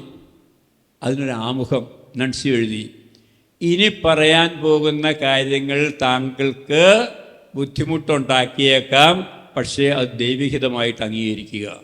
എന്താ അത്? Changanassery is going to be elevated as an archdiocese എന്ന് പറഞ്ഞാൽ നാളെ തൊട്ട് താങ്കളായിരിക്കില്ല, എറണാകുളമായിരിക്കില്ല സഭയുടെ ആസ്ഥാനം. 2 ആസ്ഥാനങ്ങളുണ്ടായിരിക്കും, 2 മെത്രാപ്പൊലീത്തരുണ്ടായിരിക്കും, 2 പേർക്ക് തുല്യ അധികാരം ഉണ്ടായിരിക്കും. അങ്ങനെ ഈ സഭയെ 1956 വെട്ടിമുറിച്ച് ഇവിടെ ക്ലാഷസ് ഉണ്ടാക്കി. ഇതിൻ്റെ ഉത്തരവാദിത്വം ആർക്കാണെന്ന് ചോദിച്ചാൽ റോമ ചെയ്തത്. റോമനെ കൊണ്ട് ആര് ചെയ്യിച്ചു എന്ന് ചോദിച്ചാൽ ഇപ്പം മാർപ്പാപ്പയുടെ കത്തുകൾ വരാറില്ലേ? എഴുതിയത് മാർപ്പാപ്പയാണ്. ആരാ അത് ചെയ്യിച്ചത്? 56 രണ്ടാം ഡിവൈഡ് ചെയ്ത് മാർപ്പാപ്പയാണ്. ആരാ അത് ചെയ്യിച്ചത്? ആ കഥ ആരെങ്കിലും നാളെ എഴുതുമെന്ന് ഞാൻ വിചാരിക്കുക. ഇപ്പോഴത്തെ മാർപ്പാപ്പയെ കൊണ്ട് കള്ളക്കഥ എഴുതിപ്പിച്ചതിൻ്റെ കഥ ഞാൻ എഴുതി വെച്ചിട്ടുണ്ട്. മറ്റേതിൻ്റെ കഥ എനിക്കറിയാം, ഞാൻ പിന്നീട് സൗകര്യം പോലെ എഴുതുന്നതാണ്. ആരാ ഈ 56 ഈ സഭയെ രണ്ടായിട്ട് വെട്ടിമുറിച്ചത്? അപ്പം പാറേക്കാട്ടി പിതാവ് ശക്തമായിട്ട് ആവശ്യപ്പെട്ടു, നോ, ഈ സഭയെ നിങ്ങളിങ്ങനെ വിഭജിച്ച് ഭരിക്കരുത്. That's British policy, divide and rule. രണ്ടായിട്ട് മുറിച്ച് കഴിഞ്ഞാൽ പിന്നെ പ്രത്യേകിച്ച് ആർക്കും അധികാരം ഉണ്ടാവില്ല. അപ്പോൾ ആർക്ക് കിട്ടും അധികാരം? റോമിനെല്ലാം തീരുമാനിക്കാം. അത് ബ്രിട്ടീഷുകാരുടെ നിയമമായിരുന്നത്, ഡിവൈഡ് ആൻഡ് റൂൾ. ആ ഡിവൈഡ് ആൻഡ് റൂള് 56 തുടങ്ങി 66, 76, 86, 92, 36 വർഷം അങ്ങനെ ഒരു ഡിവൈഡഡ് സഭയിലാണ് നമ്മൾ ജീവിച്ചത്. പാറേക്കാട്ടിൽ അന്നേ പറഞ്ഞു, ഇത് ഒരിക്കലും ശരിയാകില്ല, ഈ സഭ നശിക്കും ഇങ്ങനെ ഡിവൈഡ് ചെയ്താൽ. നിങ്ങൾ ആരെങ്കിലും ഒരാളെ ഹെഡായിട്ട് അപ്പോയിൻറ്റ് ചെയ്യുക, ഒരു ഭരണത്തിൽ ഒരു തലവൻ്റെ കീഴിൽ ഈ സഭയെ കൊണ്ടുവരിക. അത് പിന്നെ സംഭവിച്ചത് 1992 ഇത് പാറേക്കാട്ടിൽ ശക്തമായിട്ട് വാദിച്ചൊരു കാര്യമാണ്. പക്ഷേ അദ്ദേഹത്തെ ജീവിച്ചിരിക്കുന്ന കാലത്ത് അദ്ദേഹത്തിന് കാണാൻ ഭാഗ്യമുണ്ടായില്ല. അദ്ദേഹം മരിച്ചതിന് വർഷങ്ങൾക്ക് ശേഷമാണ് ഈ സഭ വീണ്ടും ഒരു തലവൻ്റെ കീഴിൽ ഒറ്റ സഭയായിട്ട്. അപ്പോഴേക്കും ഡാമേജ് വാസ് ഡൺ. അപ്പോഴേക്കും സഭ നശിച്ചു കഴിഞ്ഞു. അതിൻ്റെ ക്ഷീണമാണ് നമ്മളിന്ന് അനുഭവിച്ചു കൊണ്ടിരിക്കുക. ഇതാര് ചെയ്തു, എന്തിനു ചെയ്തു എന്ന് ചോദിച്ചാൽ അതിന് ഉത്തരം എൻ്റെ അടുത്തില്ല. അത് നമ്മൾ ഓരോരുത്തരും കണ്ടുപിടിക്കുന്നു. അപ്പോൾ ഇതാണ് പാറേക്കാട്ടി പിതാവ് ആ കാലഘട്ടത്തിൽ ചെയ്ത ഒരു വലിയ പ്രധാനപ്പെട്ട കാര്യം. പക്ഷേ അദ്ദേഹം ജീവിച്ചിരിക്കുന്ന കാലത്ത് അത് അനുഭവിക്കാനുള്ള അല്ലെങ്കിൽ കണ്ട് സന്തോഷിക്കാനുള്ള അവസരം അദ്ദേഹത്തിനുണ്ടായില്ല. അതുകൂടാതെ പൗരസ്ത്യ സഭകളെ പറ്റിയുള്ള ഡോക്യുമെൻറ്റിൽ നമ്പർ 6 പറയുന്നുണ്ട്, നിങ്ങളുടെ പുരാതന പാരമ്പര്യത്തിലേക്ക് തിരിച്ചു പോകണം. പക്ഷേ അതിനകത്തൊരു കാര്യം എഴുതി, ശരിയായ പാരമ്പര്യങ്ങളിലേക്ക്, നോട്ട് എനി പാരമ്പര്യം. നമുക്കറിയാലോ, സമൂഹത്തിൽ 2 വാക്കുകളുണ്ട്, tradition with capital T, traditions with small T, ചെറിയ ടി. പാരമ്പര്യവും പാരമ്പര്യങ്ങളും. പാരമ്പര്യം എന്ന് പറയുന്നത് മാറ്റാൻ പാടില്ലാത്തതാണ്. അതിനകത്ത് ദൈവസ്ഥാപിത ഘടകങ്ങളുണ്ട്. പാരമ്പര്യങ്ങൾ എന്ന് പറയുന്നത് ആവശ്യാനുസരണം മാറ്റാവുന്ന കാര്യങ്ങളാണ്. സഭയിലെ 99% കാര്യങ്ങളും പാരമ്പര്യങ്ങളിൽ പെടുന്നതാണ്, മാറ്റാവുന്നതാണ്. ആ രണ്ടാമത്തെ സുനോസ് പ്രമാണരേഖയിൽ 14 പറയുന്നുണ്ട് കാര്യം. സഭയിൽ ലിറ്റർജിയിൽ മാറ്റപ്പെടാൻ പാടില്ലാത്തതും മാറ്റത്തിന് വിധേയമാക്കേണ്ടതും ആയിട്ടുള്ള കാര്യങ്ങളുണ്ട്. ആ രണ്ടാമത്തെ ഗണത്തിൽപ്പെടുന്നതാണ് പാരമ്പര്യങ്ങളെന്ന് പറയുക. ഇനി അതിലേക്ക് വരുന്നതിന് മുമ്പ് ഒരു കാര്യം പറഞ്ഞിട്ട് എൻ്റെ ആമുഖം അവസാനിപ്പിക്കുകയാണ്. ആമുഖം പറയുമ്പോഴേക്കും എൻ്റെ സമയം കഴിഞ്ഞു. പാറേക്കാട്ടി പിതാവ് സ്വയം പറയാൻ ആഗ്രഹിച്ചൊരു കാര്യമുണ്ട്. I don't want to be called a Roman Catholic. I want to be called a Indian Catholic. ഒരു റോമൻ കത്തോലിക്കൻ എന്ന് പറയാൻ ഞാൻ ആഗ്രഹിക്കുന്നില്ല. ഞാൻ ആഗ്രഹിക്കുന്നത് ഒരു ഇന്ത്യൻ കത്തോലിക്കനായിട്ട് ജീവിക്കാനാണ്. എന്താണ് ഇന്ത്യൻ കത്തോലിക്കൻ എന്ന് പറഞ്ഞു കഴിഞ്ഞാൽ, ഇവിടുത്തെ സംസ്കാരത്തിൻ്റെ ഒരു പ്രോഡക്റ്റാകാൻ ഞാൻ ആഗ്രഹിക്കുന്നു. ഈ രാജ്യത്തിൻ്റെ മണമുള്ളൊരു മനുഷ്യനായിട്ട് ജീവിക്കാൻ ഞാൻ ആഗ്രഹിക്കുന്നു. അവിടെയാണ് അദ്ദേഹത്തിൻ്റെ ഇൻകൾച്ചറേഷനെ പറ്റി, സാംസ്കാരിക അനുരൂപണത്തെ പറ്റിയുള്ള ചിന്തകൾ അദ്ദേഹം പങ്കുവെച്ചത്. അദ്ദേഹത്തെ രണ്ടാമത്തെ സുനോസാരത്തിൻ്റെ ഇൻ്റർവെൻഷൻസ് പരിശോധിക്കുമ്പോഴും ഞാനൊരു 10 കാര്യങ്ങളാണ് ശ്രദ്ധപ്പെടുത്തിയത്. എല്ലാം ഒന്നും പറയാൻ നേരമില്ല, എങ്കിൽ അവരുടെ പേരൊക്കെ ഞാനൊന്ന് പറയാം. ഒന്ന്, ലിറ്റർജി. സ്വാഭാവികമായിട്ടും ലിറ്റർജിയുടെ പ്രമാണരേഖ നമുക്കറിയാം. Sacrosanctum Concilium, the constitution on the sacred liturgy എന്ന് പറയുന്ന ഡോക്യുമെൻ്റാണ് ഏറ്റവും ആദ്യം രണ്ടാമത്തെ സുനോസ് പാസ്സാക്കിയത്. 1963 തുടങ്ങിയ വർഷം തന്നെ പാസ്സാക്കിയ ഡോക്യുമെൻ്റ് അതാണ്. ആ ഡോക്യുമെൻറ്റിൽ ഞാൻ ഏതാനും ചില നമ്പേഴ്സ് പറയാം. ആ നമ്പേഴ്സിൽ കാണുന്ന കാര്യങ്ങളിൽ അത് എഴുതപ്പെട്ടതിൻ്റെ പിന്നിൽ പാറേക്കാട്ടി പിതാവിൻ്റെ കോൺട്രിബ്യൂഷൻസ് ഉണ്ടായിരുന്നു. ഒന്ന്, നമ്പർ 4. നമ്പർ 4 പറയുന്നത് സഭയിലെ പുനരുദ്ധാരണം ആവശ്യമാണ്, പക്ഷേ അതോടൊപ്പം നവീകരണവും ആവശ്യമാണ്. നവീകരണമില്ലാതെ പുനരുദ്ധാരണം മാത്രമായിട്ട് പോയാൽ ശരിയാകില്ല. അതുകൊണ്ട് അദ്ദേഹം പറഞ്ഞു, പുനരുദ്ധാരണം, നവീകരണം, അനുരൂപണം, ഇത് മൂന്നും കൂടി സമന്വയിപ്പിക്കുന്ന ഒരു പ്രക്രിയയാണ് ലിറ്റർജിയിൽ സംഭവിക്കേണ്ടത്. ഇത് നമ്മുടെ സഭയിൽ വലിയ വഴക്കിൻ്റെ കാര്യമായൊരു കാര്യമാണ്. ചിലർ പറയും, ആദ്യം നവീകരിക്കാൻ വരട്ടെ, ആദ്യം പുനരുദ്ധരിക്കുക, എന്നിട്ട് നമുക്ക് നവീകരിക്കാം, എന്നിട്ട് പിന്നെ നമുക്ക് അഡാപ്റ്റ് ചെയ്യാം. ഇന്നിങ്ങനെ 3 സ്റ്റേജായിട്ട് നടത്തണമെന്ന് ആഗ്രഹിച്ച ഒരു കൂട്ടരുണ്ടായിരുന്നു. അത് ഞാൻ അദ്ദേഹം ചോദ്യം ചെയ്തത്. ഇല്ല, ഇത് 3 കൂടി എന്ന് പറഞ്ഞാൽ നമ്മുടെ അമ്മമാരുടെ അല്ലെങ്കിൽ പെൺകുട്ടികളുടെ ഡ്രസ്സിനെ പറ്റി പഴയ മിഷണറിമാർ അവരുടെ സുപ്പീരിയേഴ്സ് റോമിലേക്ക് എഴുതി വെച്ച രേഖ ഇപ്പോഴും റോമിലെ ജെസ്യൂട്ട് ഗുയയിൽ ഇരിപ്പുണ്ട്. എന്താ പറഞ്ഞിരിക്കുന്നത്? ഇവിടുത്തെ അമ്മമാരെ പോലെ ഇതുപോലെ അടക്കവും ഒതുക്കവുമുള്ള വസ്ത്രങ്ങൾ ധരിക്കുന്ന ക്രൈസ്തവ വനിതകൾ ഞങ്ങൾ ലോകത്തിൽ ഒരിടത്തും കണ്ടിട്ടില്ല. നമ്മുടെ ചട്ടയും മുട്ടുമാണ് വിഷയം. ആ ചട്ടയും മുട്ടും എടുത്തിട്ട് ഈ പിൻഭാഗം മറയ്ക്കാനായിട്ടൊരു ഞൊറിയും മുൻഭാഗം മറയ്ക്കാനായിട്ടൊരു കവണിയും, ഇതുപോലെ അടക്കമൊതുക്കമുള്ള വസ്ത്രം ലോകത്തിൽ ഒരിടത്തും കണ്ടിട്ടില്ല. അത് നമ്മുടെ ഒരു പാരമ്പര്യമാണ്. അപ്പോൾ അതുകൊണ്ട് ഇന്നത്തെ പിള്ളേരോട് നമ്മുടെ പാരമ്പര്യവും നമ്മുടെ മഹത്വവും ഒക്കെ ചട്ടയും മുണ്ടിലുമാണ്. അത് നിങ്ങൾ ചട്ടയും മുണ്ടും ധരിക്കണമെന്ന് ഇപ്പോഴത്തെ പെൺപിള്ളേരോട് പറഞ്ഞാലോ. പക്ഷേ അവിടെ പഠിക്കേണ്ട ഒരു പാഠമുണ്ട്. എന്താ അത്? അടക്കവും ഒതുക്കമുള്ള വസ്ത്രധാരണം. അല്ല ചട്ടയും മുണ്ടും അല്ല. ഇന്ന് ഒരു പക്ഷേ ചുരിദാറായിരിക്കും അടക്കം ഒതുക്കമുള്ള വസ്ത്രം, അല്ലെങ്കിൽ സാരിയും ബ്ലൗസും ആയിരിക്കാം, അല്ലെങ്കിൽ പാവടയും ബ്ലൗസും ആയിരിക്കാം. അപ്പോൾ അതാണ് പാറേക്കാട്ടി പിതാവ് പറഞ്ഞത്. ഇത് പഴയത് നല്ലതാണ്, അതിനകത്ത് എടുക്കേണ്ടത് അടക്കം ഒതുക്കം എന്നുള്ള വാക്കെടുക്കാം, അല്ല ചട്ടയും മുണ്ടും എടുക്കരുത്. എന്നിട്ട് ഇന്ന് അടക്കം ഒതുക്കമുള്ളൊരു വസ്ത്രം കണ്ടുപിടിക്കുക. അങ്ങനെ വേണം നവീകരണം നടത്താൻ ലിറ്റർജിയിൽ എന്ന് അദ്ദേഹം പറഞ്ഞു വെച്ചു. രണ്ടാമത്തെ ഒരു കാര്യം, നമ്മുടെ ലിറ്റർജി പ്രമാണരേഖ 11, 14 പറഞ്ഞിരിക്കുന്ന കാര്യം, ലിറ്റർജിയിൽ എന്ത് പരിഷ്കരണം നടത്തിയാലും ജനങ്ങളുടെ ഭാഗഭാഗിത്വം മുന്നിൽ കൊണ്ടുകൊണ്ട് മാത്രമേ നവീകരണങ്ങൾ വരുത്താവൂ. ജനങ്ങൾക്ക് നന്നായിട്ട് പങ്കെടുക്കാൻ സാധിക്കണം. സ്വാഭാവികമായിട്ട് ഇപ്പോൾ അൾത്താരാഭിമുഖ കുർബാന, ജനാഭിമുഖ കുർബാന, അങ്ങനെ സ്വാഭാവികമായിട്ട് ചോദിക്കേണ്ട ഒറ്റ ചോദ്യമുള്ളൂ, ജനങ്ങൾക്ക് നന്നായിട്ട് പങ്കെടുക്കാൻ സാധിക്കുന്ന രീതി ഏതാണ്? അത് സ്വീകരിക്കാൻ. അങ്ങോട്ട് നോക്കുന്നതാണോ? Okay fine. ഇങ്ങോട്ട് നോക്കുന്നതാണോ? ആയിക്കോട്ടെ. ഏതാണോ ജനങ്ങൾക്ക് അവരുടെ ഭാഗഭാഗിത്വത്തിന് ഏറ്റവും അനുയോജ്യമായിട്ടുള്ള രീതി ഏതാണോ അതിലേക്ക് തിരിച്ചു പോകാനായിട്ട് പഠിക്കുക. അതാണ് അദ്ദേഹം പറഞ്ഞൊരു കാര്യം. അത് രണ്ടാമത്തെ സുനോസിൻ്റെ പ്രമാണരേഖയിൽ നമ്പർ 11-ലും 14-ലും കൃത്യമായിട്ട് പറയുന്നുണ്ട്. ജനങ്ങളുടെ ഭാഗഭാഗിത്വത്തിൽ തടസ്സമാകുന്ന യാതൊരു നവീകരണവും ലിറ്റർജിയിൽ വരുത്താൻ പാടില്ല. നമ്പർ 21, അവിടെയാണ് ഞാൻ മുമ്പ് പറഞ്ഞ സഭയിൽ ലിറ്റർജിയിൽ മാറ്റങ്ങൾക്ക് വിധേയമാക്കാൻ പാടില്ലാത്ത ഘടകങ്ങളുണ്ട്, അതിന് അനുവാദമുള്ള ഘടകങ്ങളുണ്ട്. ഒരു കൊച്ചു ഉദാഹരണം പറഞ്ഞാൽ അപ്പവും വീഞ്ഞും കുർബാനയിൽ മാറ്റാൻ അനുവാദമുണ്ടോ? അത് ദൈവസ്ഥാപിതമാണോ മനുഷ്യസ്ഥാപിതമാണോ? അത് മാറ്റാവോ?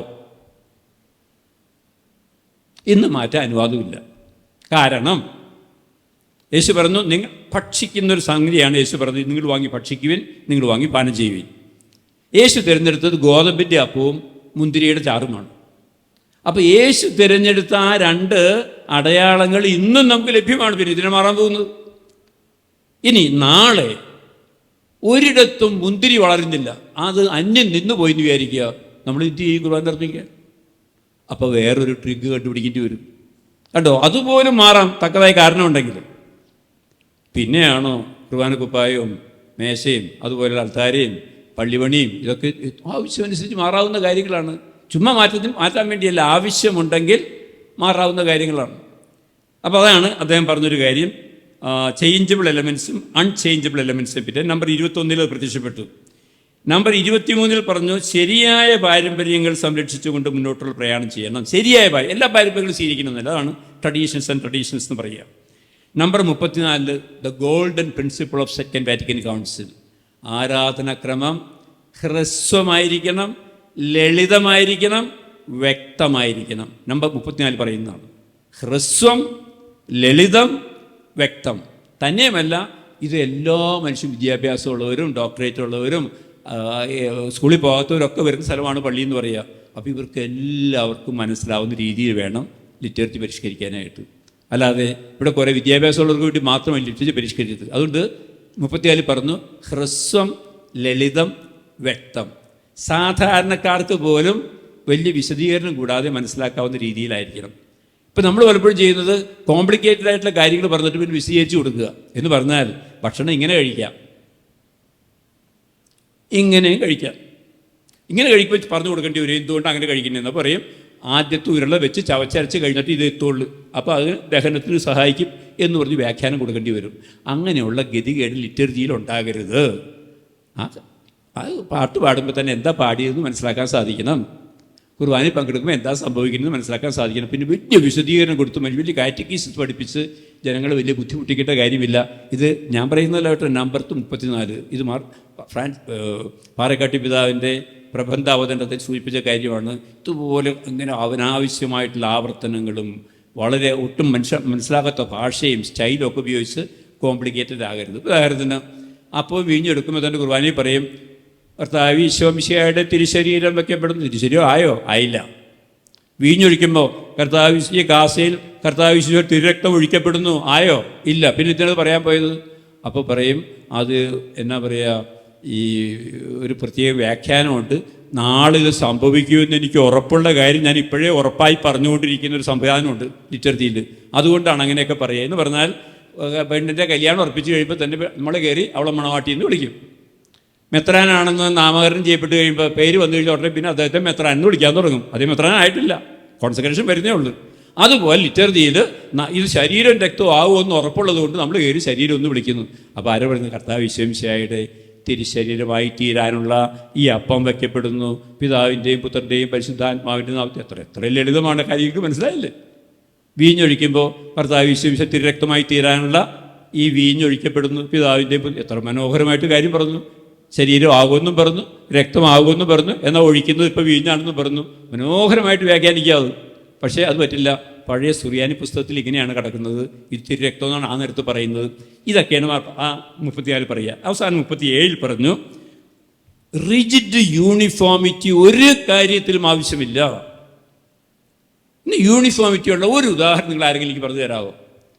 മനുഷ്യ ജീവിതത്തിൽ എല്ലാവരും ഒരുപോലെ ചെയ്യുന്ന ഒരു കാര്യം, ഒരു കുടുംബത്തിൽ തന്നെ എല്ലാവർക്കും ഒരേപോലെ ആഗ്രഹമുള്ളൊരു കാര്യം പറയാമോ?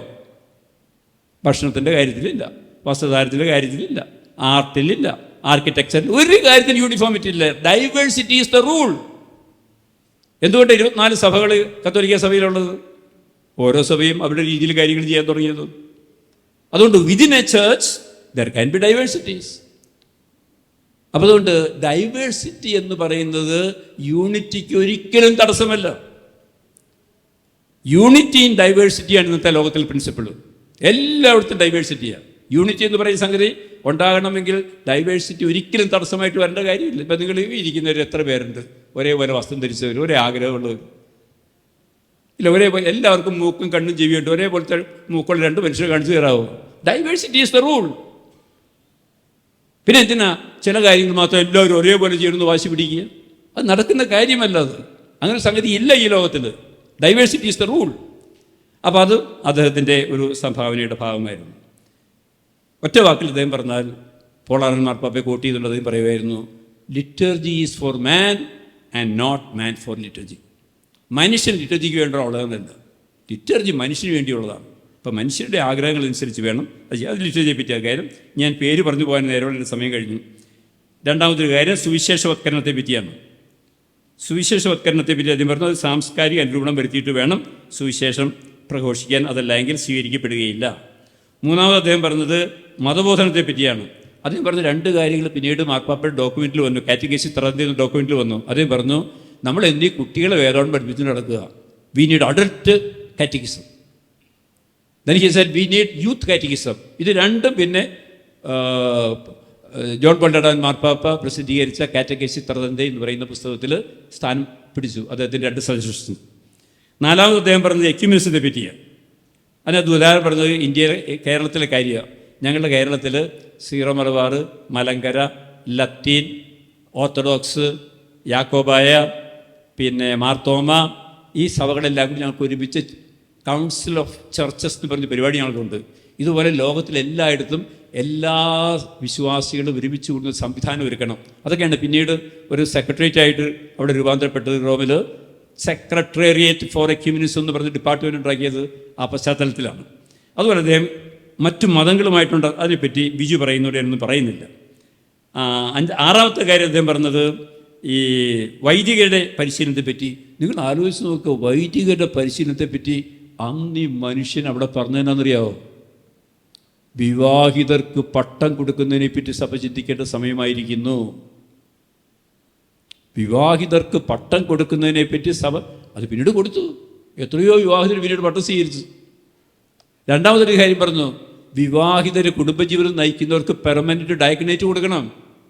കാരണം പല സ്ഥലങ്ങളിൽ അച്ഛന്മാരില്ലാത്തതുകൊണ്ട് പള്ളിയിലെ കാര്യങ്ങൾ നടക്കാതെ പോകുന്നു. അങ്ങനെയുള്ളവർ നല്ല കുടുംബസ്ഥർക്ക് പള്ളി ഭരിക്കാനായിട്ട് അനുവാദം കൊടുക്കണം, അവരെ ഡീക്കൻസ് ആക്കണം. പിന്നീട് സംഭവിച്ചു, ഇത് രണ്ടും സംഭവിച്ചു. ഇത് അദ്ദേഹം അന്ന് അവിടുത്തെ സിനഡിൽ പറഞ്ഞ കാര്യങ്ങളാണ്. വിവാഹിതർക്ക് എന്ന് പറഞ്ഞാൽ ഭാര്യ മരിച്ചുപോയി മക്കളൊക്കെ സെറ്റിൽഡായിട്ട് ഇയാൾ ഫ്രീ ആയി എനിക്ക് അച്ഛനാണെന്ന് പറഞ്ഞു കഴിഞ്ഞാൽ അങ്ങനെയുള്ളവർക്ക് പട്ടം കൊടുക്കണമെന്ന് അദ്ദേഹം പറഞ്ഞു. അങ്ങനെ എത്രയോ പേർക്ക് പട്ടം കൊടുത്തിരിക്കുന്നു. നമ്മുടെ ആലപ്പുഴക്കാരിൽ കാരണൊരു പട്ടം വാങ്ങിച്ചില്ലേ, 67-ാമത്തെ 70-ാമത്തെ വയസ്സിലോ മറ്റോ. അപ്പോൾ അത് അദ്ദേഹം അന്ന് പറഞ്ഞു വെച്ച കാര്യമാണ്. രണ്ടാമത്തത് പെർമനൻ്റായിട്ട് ഡീക്കൻസ്, വിവാഹിതരായിട്ട് ഡീക്കൻസ് ഉണ്ടാകണമെന്ന് പറഞ്ഞു. പിന്നെ അദ്ദേഹം പറഞ്ഞൊരു കാര്യമുണ്ട് ക്രിസ്ത്യൻ ഫാമിലിയെ പറ്റി. അത് മാത്രം അദ്ദേഹം പറഞ്ഞു, ഞാൻ പാളിപ്പോയി. 160 മെത്രാന്മാരാ സിനഡിൽ കുടുംബത്തെ പറ്റി പ്രസംഗിച്ചത്. ഇദ്ദേഹം പറഞ്ഞത് കള്ളുകൂടി നിർത്തണമെന്നാണ്. അദ്ദേഹം പറഞ്ഞാൽ ഒരു മനുഷ്യനും അത് ഏറ്റുപിടിച്ചില്ല. ഞാൻ ഷൂ ആയിപ്പോയി എന്ന് പറഞ്ഞു. കാരണം അദ്ദേഹം ഇവിടുത്തെ കേരളത്തിൽ സാഹചര്യം വെച്ചിട്ടാണ് പറഞ്ഞത്. മദ്യപാനം കുടുംബങ്ങൾക്ക് ഉണ്ടാകുന്ന നാശത്തെ പറ്റിയൊക്കെ നന്നായിട്ട് അറിയാവുന്നതുകൊണ്ട് അദ്ദേഹം റോമിൽ പോയി പ്രസംഗിച്ചു. എല്ലാ ദിവസവും കള്ളു കുടിക്കുന്നവരെടുത്ത് പറഞ്ഞിട്ട് വല്ല കാര്യമുണ്ട്. അതുകൊണ്ട് അദ്ദേഹം പറയുക, അത് മാത്രം ഞാൻ പറഞ്ഞത് ഒട്ടും ശോഭിച്ചില്ല, ആരും അത് ഏറ്റുപിടിച്ചില്ല. 160 പ്രസംഗങ്ങളിൽ 159 പേരും അക്കാര്യത്തെപ്പറ്റി കമായൊന്നും വേണ്ടിയില്ല, ഞാൻ മാത്രമേ അത് പറഞ്ഞുള്ളൂ. അങ്ങനെ അദ്ദേഹം താൻ തോറ്റുപോയ ഒരു വിഷയത്തെപ്പറ്റി സൂചിപ്പിക്കുന്നുണ്ട് തൻ്റെ ആത്മകഥയിൽ. മറ്റൊന്നുള്ളത് സന്യസ്തരെ പറ്റിയാണ്. സന്യസ്തരെ പറ്റി അദ്ദേഹം പറഞ്ഞൊരു കാര്യം ഇതാണ്, നമുക്ക് കണ്ടംപ്ലേറ്റീവ് ഓർഡേഴ്സ് ഇല്ല, അത് ഉണ്ടാകേണ്ടത് ആവശ്യമാണ്, ആശ്രമം മൂവ്മെൻറ്റ് ആവശ്യമാണ്. പിന്നീട് അതെല്ലാം സാവകാശം കുറേയൊക്കെ സംഭവിക്കുകയും ചെയ്തു. 9ാമത്തെ കാര്യം അദ്ദേഹം കാനൻ ലോയെ പറ്റിയാണ് പറഞ്ഞത്. അതേപ്പറ്റി ഞാൻ കൂടുതൽ അത് ഒരു കാര്യം ഇപ്പോൾ അടുത്ത കാലത്ത് സംഭവിച്ചു. പണ്ടൊക്കെ ഒരു കല്യാണ കേസ് വന്നു കഴിഞ്ഞാൽ ഈ നമ്മുടെ എറണാകുളത്തെ കോടതിയിൽ പോയി അവിടെ 2 വർഷം നിരങ്ങി കഴിച്ച ശേഷം പിന്നെ അത് ഗോതമ്പുകളത്തെ കോടതിയിലേക്ക് പോയി, പിന്നെ അവിടെ കിടന്ന് നിരങ്ങിയതിന് ശേഷം പിന്നെ അത് റോമിൽ പോയി ചിലപ്പോൾ ഒരു കേസ് കൊടുത്താൽ ഇയാൾ മരിക്കാൻ നേരത്തായിരിക്കും അനുവാദം കിട്ടുക രണ്ടാമത് കല്യാണം കഴിക്കാനായിട്ട്. അതുകൊണ്ട് അന്ന് അദ്ദേഹം പറഞ്ഞു, ഈ പ്രോസസ്സ് ഒന്ന് ലഘൂകരിച്ച് നാട്ടിൽ തന്നെയുള്ള ട്രൈബ്യൂണൽസിനൊക്കെ ഇതൊക്കെ ഒന്ന് പ്രശ്നം പരിഹരിക്കാനുള്ള സൗകര്യം ചെയ്ത് കൊടുക്കുക. പക്ഷേ അതൊന്നും നടന്നില്ല അന്ന്. പക്ഷെ അടുത്ത കാലത്ത് നടന്നു. ഇപ്പോൾ നമ്മുടെ ഈ മാരേജ് അനൾമെൻറ്റ് കേസുകളൊക്കെ വളരെ ലളിതമായിട്ട്, ചില കേസൊക്കെ 6 മാസം കൊണ്ടൊക്കെ തക്കതായ കാരണമുണ്ടെങ്കിൽ നടത്തി കൊടുക്കാനുള്ള സൗകര്യങ്ങളൊക്കെ ചെയ്തു. അദ്ദേഹം അന്ന് പറഞ്ഞതാണ്, ഈ കോംപ്ലിക്കേറ്റഡായിട്ട് മനുഷ്യങ്ങനെ വിഷമിപ്പിക്കരുത്. കാരണം പ്രത്യേകിച്ച് ഞാൻ പറഞ്ഞു, നടന്ന വിവാഹം മാറ്റി കൊടുക്കാനല്ല, നടക്കാത്ത വിവാഹങ്ങൾ എന്ന് പറഞ്ഞാൽ മാനസിക രോഗികൾ കല്യാണം കഴിക്കുന്നു, അതല്ല എങ്കിൽ അതുപോലെ എന്തെങ്കിലും ചതിയിലൂടെ കല്യാണം കഴിക്കുക, അങ്ങനെയുള്ള കേസുകളൊക്കെ വരുമ്പോൾ എത്രയും നേരത്തെ അവരൊന്ന് വിടുതൽ കൊടുത്ത് അവർക്ക് രണ്ടാമത് കല്യാണം കഴിക്കാനുള്ള അതാണ് അദ്ദേഹം ആവശ്യപ്പെട്ട കാര്യം. പക്ഷെ അതിപ്പോൾ വളരെ ലളിതമായിട്ട്, പക്ഷേ എത്രയോ വർഷം കഴിഞ്ഞു, 19 വർഷം കഴിഞ്ഞു അദ്ദേഹം പറഞ്ഞതിന് ശേഷം അതൊക്കെ നടപ്പിലായി വരാനായിട്ട്. അവസാനമായിട്ട് അത് ലേബർ പ്രോബ്ലംസിനെ പറ്റിയാണ് പറഞ്ഞത്. അതായത് ഈ തൊഴിലാളികൾ എപ്പോഴും അവരുടെ അവകാശങ്ങളെ പറ്റി പറയാറുണ്ട്, പക്ഷേ അവരുടെ ഉത്തരവാദിത്തത്തെ പറ്റി പറയാറില്ല. അതുകൊണ്ട് അവരുടെ ഉത്തരവാദിത്വം, റൈറ്റ്സ് ആൻഡ് ഡ്യൂട്ടീസ്, റൈറ്റ്സ് മാത്രമാണ് തൊഴിലാളികൾക്ക്, ഡ്യൂട്ടി വേണം. പിന്നെ അന്തർദേശീയ തലത്തിൽ ശ്രദ്ധിക്കേണ്ട ഒരു കാര്യം അദ്ദേഹം പറഞ്ഞു, ഇപ്പോൾ രാജ്യങ്ങൾ, വികസിത രാജ്യങ്ങൾ പ്രൊഡക്ഷൻ നടത്തിയിട്ട് ഈ നമ്മളെ കൊണ്ട് ഇമ്പോർട്ട് ചെയ്യിച്ച ഡിസ്ട്രിബ്യൂഷൻ നടത്താൻ സമ്മതിക്കുന്നുണ്ട്. അതിന് പകരം അവരെ കൊണ്ട് നമ്മുടെ നാട്ടിൽ ഇത് പ്രൊഡ്യൂസ് ചെയ്യാനുള്ള സൗകര്യം ചെയ്തു കൊടുക്കണം എന്ന് അവിടെ റോമിൽ പറഞ്ഞ മനുഷ്യനാണ് പാറേക്കാട്ടി പിതാവ്. ലേബർ പ്രോബ്ലംസിനെ പറ്റിയും തൊഴിലാളികളുടെ പക്ഷേ അതേസമയം തൊഴിലാളികൾക്ക് ഉത്തരവാദിത്തങ്ങളുണ്ട്, ഡ്യൂട്ടീസ് ഉണ്ട്, അവകാശങ്ങൾ മാത്രമല്ല എന്ന് പറഞ്ഞ് അവസാനിപ്പിച്ചു. അപ്പോൾ ഇത്രയും കാര്യങ്ങളാണ് ഞാൻ പാറേക്കാട്ടി പിതാവിൻ്റെ രണ്ടാം വത്തിക്കാൻ സംഭാവനയെപ്പറ്റി പൊതുവായിട്ട് പറയുകയാണെങ്കിൽ കുറേ കാര്യങ്ങളൊക്കെ വിശദീകരിച്ച് പറയാനായിട്ട് സാധിക്കും. പക്ഷേ അതിന് നമുക്ക് നേരമില്ലാത്തതുകൊണ്ടും എനിക്ക് അരമണിക്കൂർ തന്നെങ്കിലും ഞാൻ 3/4 മണിക്കൂർ വരെ പറഞ്ഞതുകൊണ്ടും പിന്നെയും പറഞ്ഞാൽ അധിക പ്രസംഗമാകും എന്നതുകൊണ്ടും എന്നെ സേവിച്ച കേൾക്കാൻ നന്ദി പറഞ്ഞുകൊണ്ടും പാറേക്കാട്ടി പിതാവിനെ നന്ദിയോടുകൂടി ഓർക്കുകയാണ്. ഈ മനുഷ്യനെ തമസ്കരിക്കാനായിട്ട് വളരെ ശക്തമായിട്ടുള്ള ശ്രമങ്ങൾ ഇന്നും സഭയിൽ നടക്കുന്നുണ്ട്. വളരെ ശക്തമായിട്ടുള്ള ഇദ്ദേഹം ചെയ്തതും ചെയ്യാത്തതുമായിട്ടുള്ള കാര്യങ്ങളൊക്കെ പറഞ്ഞ് ഇദ്ദേഹം ഒരു നുണയനും കള്ളനും മാർപ്പാപ്പയെ ചതിച്ചവനും പിന്നെ വത്തിക്കാനെ ചതിച്ചവനും എന്നൊക്കെ ആയിട്ട് പ്രസംഗിക്കുന്ന ധാരാളം വീഡിയോസ് അടുത്ത കാലത്ത് ഇറങ്ങിയിട്ടുണ്ട്. അതിനെല്ലാത്തിനും മറുപടി കൊടുക്കാനായിട്ട് നിവൃത്തിയില്ലാത്തതുകൊണ്ട് പൊതുവായിട്ട് ചില കാര്യങ്ങളാണ് പറയാൻ സാധിക്കുക. അത് ഞാൻ ഇന്നല്ലെങ്കിൽ നാളെ അത് പറയണമെന്ന് വിചാരിക്കുന്നു. കാരണം ഈ ചിലരെയൊക്കെ തമസ്കരിക്കാനായിട്ടുള്ള വലിയൊരു ശ്രമം, ഒരു കൂട്ടായ ശ്രമം നടക്കുന്നതായിട്ട് എനിക്ക് തോന്നുന്നു. അതുപോലെ തന്നെ ആബേലച്ചനെയൊക്കെ തമസ്കരിക്കാൻ ഈ ലോകത്തിൽ ആർക്കാ സാധിക്കുക? ഇപ്പോൾ നമ്മുടെ പുതിയ ഹോളി വീക്കിൽ തിരുക്കർമ്മങ്ങൾ ഉണ്ടാക്കിയപ്പോൾ ഇതൊക്കെ ചിന്തിക്കാൻ സാധിക്കുമോ? പെസഹ വ്യാഴാഴ്ച താലത്തിൽ വെള്ളമെടുത്തു, അത് പാടാതിരിക്കാൻ വേണ്ടി അത് അനുബന്ധത്തിൽ കൊണ്ടുപോയി കൊടുത്തു. എന്നിട്ട് മറ്റിടത്ത് വേറെ സാധനം എഴുതിച്ചേർത്തു. ഒരു വഴിയിലും അത് പാടുന്നില്ല, എല്ലാവരും ഇപ്പോഴും താലത്തിൽ തന്നെ പാടിക്കൊണ്ടിരിക്കുക. ദുഃഖവെള്ളിയാഴ്ച പാടാതിരിക്കാൻ വേണ്ടി ഗാഗുൽത്തമലയിൽ നിന്നും അതുകൊണ്ട് അനുബന്ധത്തിൽ കൊടുത്തു. എന്നിട്ട് മെയിൻ പാട്ട് ഏതാണ്ട് ഒരു അലവാദി പാട്ട് കൊണ്ട് കഴിച്ചിട്ട് ആരും പാടാറുള്ളത്. ഈ ആബേലച്ചനെയൊക്കെ തമസ്കരിക്കാൻ പോയി കഴിഞ്ഞാൽ എങ്ങനെയാണ്? അല്ലെങ്കിൽ യാമപ്രാർത്ഥനയിൽ പുലരിയിൽ നിദ്രയുണർന്നങ്ങേ പാവന സന്നിധി അതൊന്ന് തമസ്കരിച്ച് അവർ ആദ്യമൊക്കെ തയ്യാറാക്കി. ഇപ്പോൾ പുതിയ ഗാനനമസ്കാരത്തിൽ ഓപ്ഷണലായിട്ട് വേണമെങ്കിൽ പാടിക്കുമെന്ന് പറഞ്ഞുകൊണ്ട് അത് കൊടുത്തിട്ടുണ്ട്. ആരംഭത്തിൽ വേണമെങ്കിൽ പാടിക്കോളാൻ, അതിന് പകരം വേറെ സാധനം കൊടുത്തിട്ടുണ്ട്. അപ്പോൾ ഈ വേണമെങ്കിൽ പാടിക്കുമെന്ന് പറഞ്ഞ് ഒരിക്കലും പാടാത്തവരുണ്ട്. ചിലരവിടെയൊക്കെ എന്നാ കറുത്ത മഷി കൊണ്ട് മറച്ചു വെച്ചിരിക്കുക അത് പാടാതിരിക്കാനായിട്ട്. അപ്പോൾ എങ്ങനെയെങ്കിലുമൊക്കെ ഇവർ രണ്ടുപേരെയും തമസ്കരിക്കാനായിട്ട് ശക്തമായിട്ടുള്ള ചില പ്രവർത്തനങ്ങൾ നടക്കുന്ന ശ്രദ്ധയിൽപ്പെട്ടിട്ടുണ്ട്. ഇതുമാകട്ടെ, ഇതൊക്കെയാണെങ്കിലും ബുദ്ധൻ പറഞ്ഞത് ഓർക്കുക, സത്യത്തെ മറച്ചു വയ്ക്കാൻ സാധിക്കില്ല. സത്യം നമ്മുടെ തന്നെ മുദ്രാവാക്യം സത്യമേവ ജയതേ, സത്യം ജയിച്ചേ പറ്റൂ. അപ്പോൾ അതുകൊണ്ട് ആ സത്യം ഇന്നും എന്നും പ്രശോഭിക്കട്ടെ എന്ന് ആശംസിക്കുകയും പ്രാർത്ഥിക്കുകയും ചെയ്തുകൊണ്ട് എൻ്റെ സേവനത്തിന് നന്ദി പറഞ്ഞുകൊണ്ട് അവസാനിപ്പിക്കുന്നു. നന്ദി, നമസ്കാരം.